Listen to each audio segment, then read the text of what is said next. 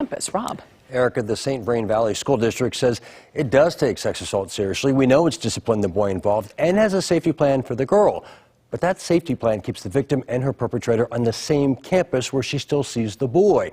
Her father and legal experts say that's not acceptable. I do not feel like the school handled this correctly. We are disguising the identity of this father to protect the identity of his daughter, a 7th grader at Sunset Middle School in Longmont. Don't feel my daughter is safe at the school where she was assaulted by this boy with the boy there. He says what happened to his 12-year-old daughter over several days in early February has left her traumatized. This is a small part of the statement she wrote school officials February 10th about one day at recess. He grabbed my hand and put my hand in between his legs so that I couldn't move my hand away. I tried to make him stop, but he kept telling me to shush, and I was being really loud. On another day, he touched my chest, and I tried to tell him to stop. I grabbed his hand and pushed it away. He said he was going to commit suicide because of me. I decided not to tell anyone anything, because if I did and he commits suicide, then I would have to live with the blame for the rest of my life. Right away, I thought that it was a predatory maneuver to make the victim feel guilty. Eventually, the 7th grade girl did tell a teacher, and the school did investigate, telling the dad in an email reviewed by the problem solvers that the boy received corrective disciplinary action, a no-contact contract between the two students, a discipline plan, and a safety plan.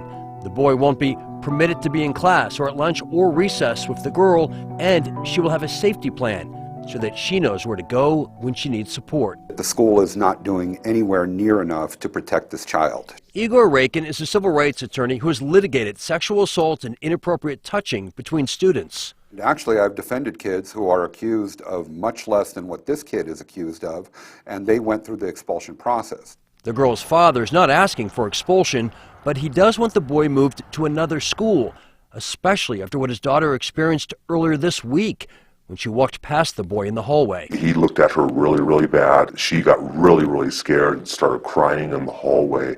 The principal had to come up to her and shuffle her off into a private room. She's being re-traumatized every day that she sees the person who did this to her. Rakin says under Colorado law, Sunset Middle School's priority should be to make the victim feel safe, even if that means moving the boy to a different school. That's what's really troubling here, is I think the school absolutely is favoring the rights of the perpetrator here over the rights of the victim. They simply cannot be in the same building. It's proof to me that the boy and my daughter should not be in the same school, but it's also proof to me that the school hasn't taken the right safety precautions to safeguard my child.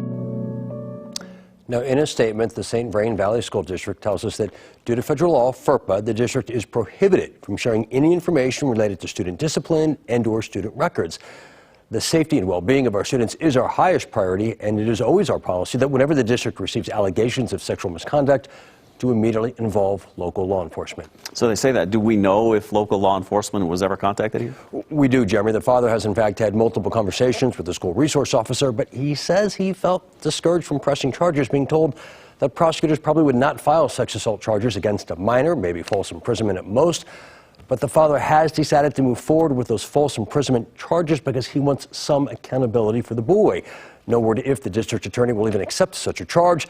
The father has also asked for a Title IX investigation to determine if his daughter's rights were violated, but we should note that investigation will be done by the school district, the same district that's already told the father it's done enough. Rob Lowe, Fox 31.